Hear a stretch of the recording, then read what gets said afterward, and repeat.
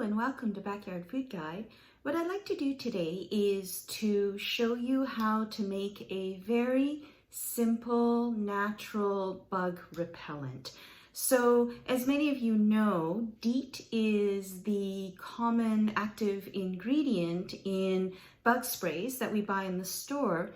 And while it is relatively effective in repelling bugs, unfortunately, it is a carcinogen. So in some people, it has been shown to cause rashes, and then others have gotten symptoms that are a lot worse than that. So even seizures and maybe even death. So definitely something that we want to use at a minimum, and in fact a lot of places are phasing out the use of DEET even though it's deemed safe for us. So what that means is that in a home garden, if you need to use bug repellent, it's a good idea to try and find natural ingredients to make your own bug spray, or you could buy natural bug sprays that can be effective as well. Without the DEET, it means that we do have to reapply quite often, but since it's not particularly toxic, it's probably not a bad thing to do in order to keep the bugs away. So some natural herbs and plants that work well in the garden to repel bugs include things like lemongrass.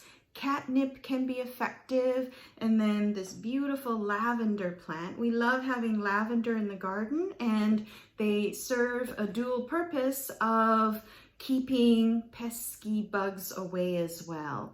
Lemon eucalyptus is effective. Marigold, basil, mints, those can be really good repellents.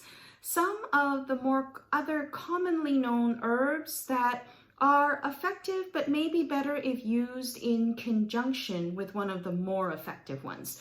So some of the less effective ones would include things like lemon balm, rosemary, garlic, and citronella. So I think while they work to some extent, it's not as effective as the ones in the first list, like lemongrass and mint.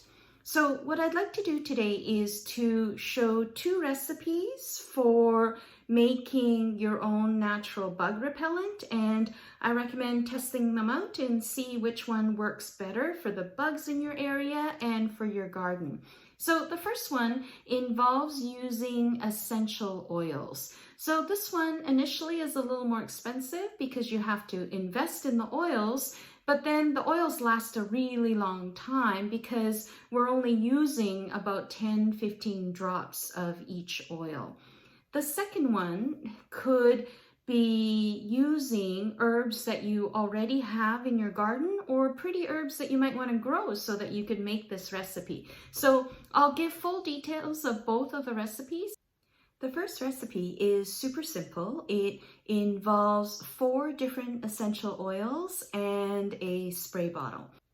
What I'm putting in the spray bottle is 1/4 cup of water and a 1/4 cup of witch hazel, which is an astringent. So this can be used on the skin quite safely, and it works well with this kind of compound. And then what I'm going to do is put in 15 drops of lavender oil. And it doesn't have to be exact, of course. I think just roughly the 15 drops would be fine to do. And then after lavender, what I'm going to do is to add 15 drops of spearmint oil, which has a very nice, refreshing scent as well. And mint is something that you can grow very easily in the garden. So if you would prefer to grow your own and to steep your own bug spray, that can be really effective as well. And the third one that I'm going to put in is 10 drops of rosemary. If you have basil oil around as well, that can be a good one to use. I don't have basil today, so I'm going to leave it out of this one, but hopefully next time I'll have some basil to include. So the ideal recipe would be 15 drops each of lavender and spearmint, and then 10 drops of basil and 10 drops of rosemary.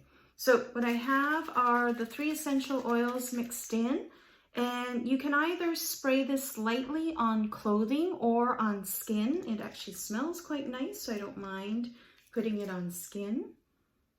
And it has a refreshing, nice scent. This actually works really well in the evening with bugs, and sometimes I'll even just spritz it on some of the outdoor furniture that we have out in the backyard.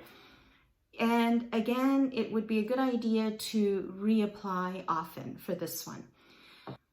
The second recipe that I want to show you today is one that involves boiling some water and some different herbs. So what I would recommend for this one is to boil about a cup of water and to put in some fresh mint leaves, some fresh lavender, maybe about 10 or 12 basil leaves, and a sprig of rosemary.